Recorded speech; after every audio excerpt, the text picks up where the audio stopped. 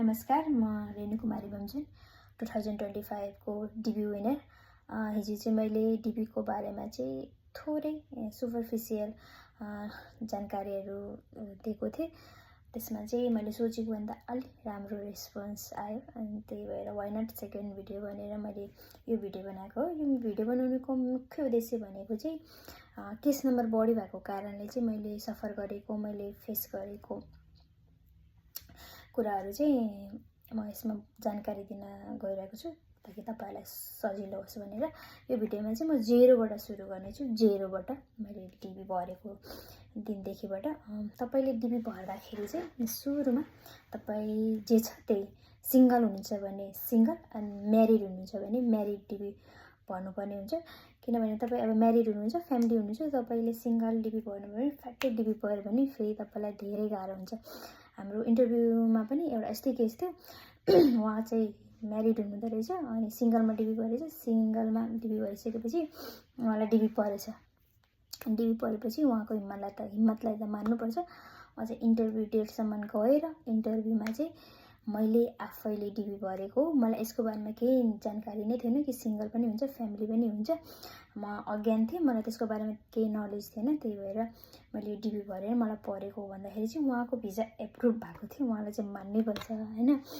अनि त्यसपछिबाट रिस्क चाहिँ बढी हुन्छ त्यसमा चाहिँ। त्यही भएर जे छ त्यसमा भन्नुपर्ने हुन्छ। अनि मैले डिबी भर्दा चाहिँ सरी सानो साइबर थियो अनि साइबरमा गएँ। त्यसमा चाहिँ अहिलेसम्म कसैलाई डिबी पनि गरेको थिएन। अनि त्यसपछि मेरो फ्यामिली डिबी हो, हामी पुरै फ्यामिली गयौँ, बुढो, म अनि मेरो छोरी। त्यसपछिबाट सबै खोल्नु भने, नाकको, कानको, घाँटीको खोल्नु भने अनि सबै खोलेँ मैले, तर मेरो नाकको खोलेन। मजाले माथि बाँधेको थिएँ अनि मैले केही मेकअप गरेको थिएन। इभन मैले एउटा पाउडर मोइस्चराइजर धरि लगाएको थिएन। अनि सबै जे थियो, जे मेरो कोठीहरू छ, जे थियो त्यही अनुसारले मैले फोटो खिचेँ। अनि उहाँले चाहिँ एडिट गर्न थाल्नुभयो। अनि त्यसपछि मैले एडिट नगर्नु, मेरो जस्तो छ त्यस्तै हालिदिनु भन्नुभयो। अनि उहाँले चाहिँ के भन्नुभयो भने अनि फोटो राम्रो आएन भने त डिबी पर्दैन नि भनेर भन्नुभयो। मैले पर्दैन, मेरो फर्स्ट टाइम हो, फर्स्टचोटि भरेको, जे हुन्छ त्यही देखा जाएगा भनेर भने।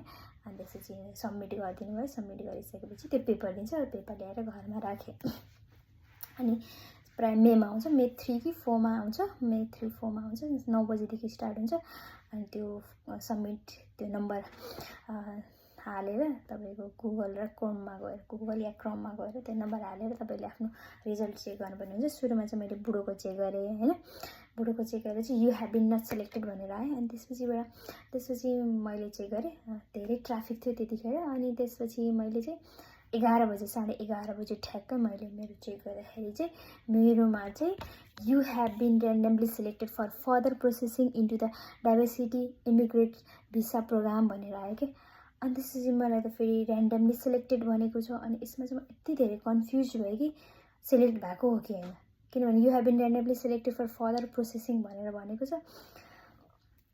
ऱ्यान्डम भनेको के हो। अनि मैले 10 जनालाई जति, कमसेकम 10 जनालाई जति यहाँ युएसएमा हुने या त्यहीँको 2-3 जना अलि जान्ने बुझ्ने मान्छेलाई मैले भने पनि यो कुरा कि म सेलेक्ट भएको छ कि छैन भनेर। त्यतिखेर 1-2 घन्टा लाग्यो मलाई बुझ्न कि मलाई डिबी परेको हो कि होइन भनेर। अनि त्यसपछिबाट यदि तपाईहरुलाई पनि अब भरिरहनु भएको छ, अब रिजल्ट आयो भने चाहिँ you have been randomly selected भनेर आयो भने चाहिँ तपाईलाई डिबी परेको हो, 100% परेको हो।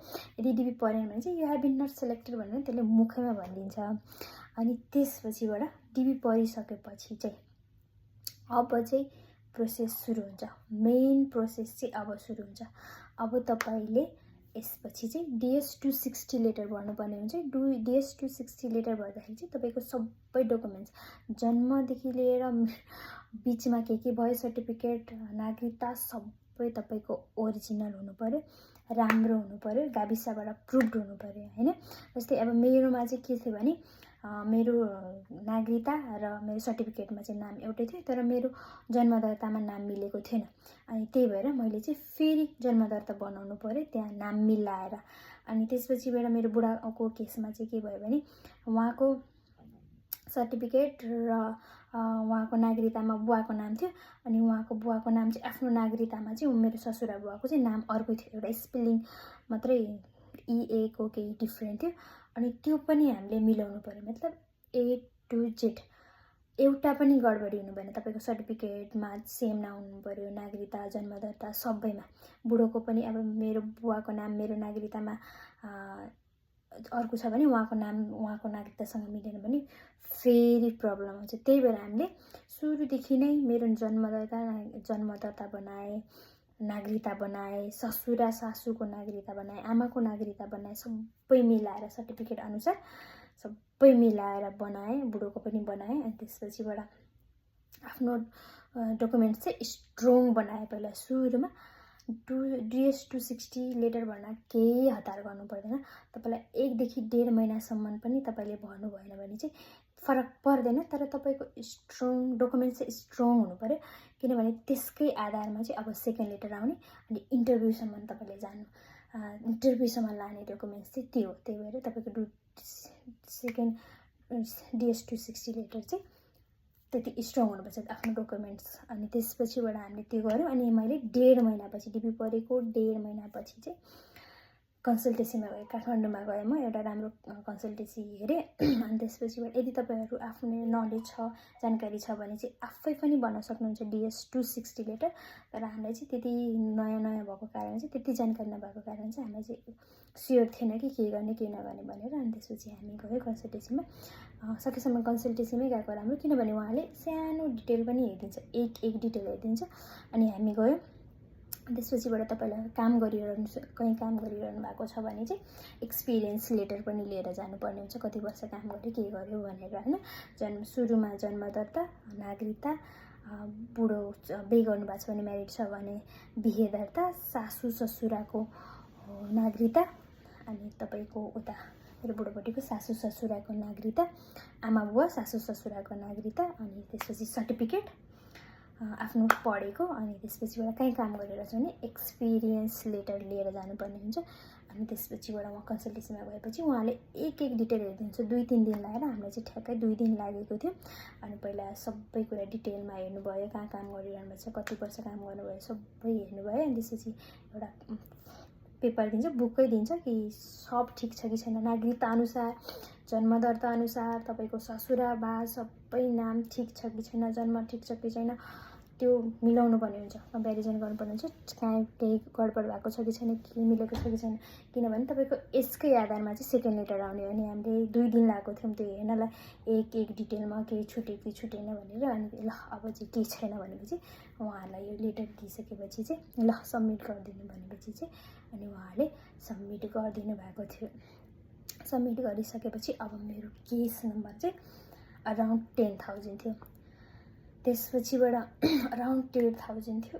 यसको लागि चाहिँ मलाई सेकेन्ड लेटरसम्म आउनको लागि चाहिँ अराउन्ड 1.5 इयर लाग्यो। मैले हिजो पनि भनेको थियो अराउन्ड। त्यसपछि केही आफ्नो काम सक्यो। DS 260 एकदम स्ट्रङ पाराले तपाईँले फिलअप गरिदिनु भयो भने, सब्मिट गरिदिनु भयो भने तपाईँको काम सकिन्छ। त्यसपछि तपाईँले वेट गर्ने हो जबसम्म तपाईँको सेकेन्ड लेटर आउँदैन।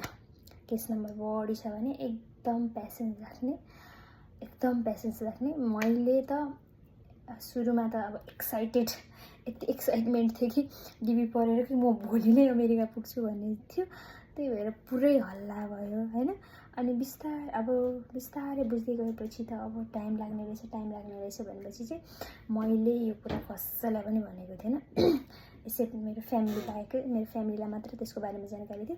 त्यसपछि मैले कसैलाई पनि मेरो के भइरहेछ, सेकेन्ड लेटर आयो कि होइन, थर्ड लेटर आयो, मैले इन्टरभ्यू मेरो पास भएर मेरो भिसा आउँदैसम्म पनि मैले कसैलाई पनि भनेको थिएन। अनि त्यसपछिबाट धेरै टाइम लाग्यो, 1.5 वर्ष लाग्यो मलाई सेकेन्ड लेटर आउनलाई। सेकेन्ड लेटर नआउँदैसम्म त यति मनमा खुल्दुली, यति मनमा पीडा, अब आउने कि नआउने भन्ने चाहिँ थियो। तर भगवान्को कृपाले सेकेन्ड लेटर आयो, टाइम लगाएर आयो, पेसेन्स चाहिन्छ। हाम्रोसम्म चाहिँ 2025 को 14,000 एभबै केस नम्बर आइसकेको थियो। अनि आइसकेको छ। अनि त्यसपछिबाट 14,000 एभब अनि सेकेन्ड लेटर आइसकेपछि चाहिँ अनि त्यसपछि अलिकति ढुक्क भयो। तपाईँसम्म चाहिँ पेसेन्स चाहिन्छ, वेट गर्नुपर्ने हुन्छ, होइन। डिबी पढिसकेपछि मान्छेहरूले भन्नुभयो भने कहिले जाने भनेर सोद्धा मलाई त हैरान बनाइदिइसकेको थियो 1.5 वर्षसम्म। अनि त्यही भएर मैले सेकेन्ड लेटर आउँदैसम्म पनि कसैलाई जानकारी दिएको चाहिँ थिएन।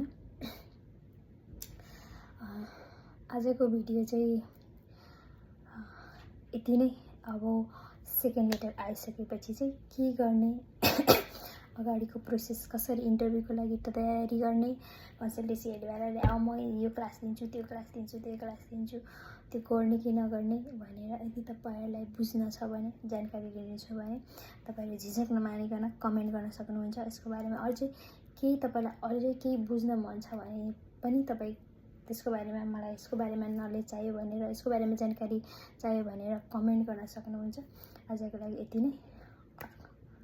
अर्को भिडियोमा भेटौँ न। धन्यवाद।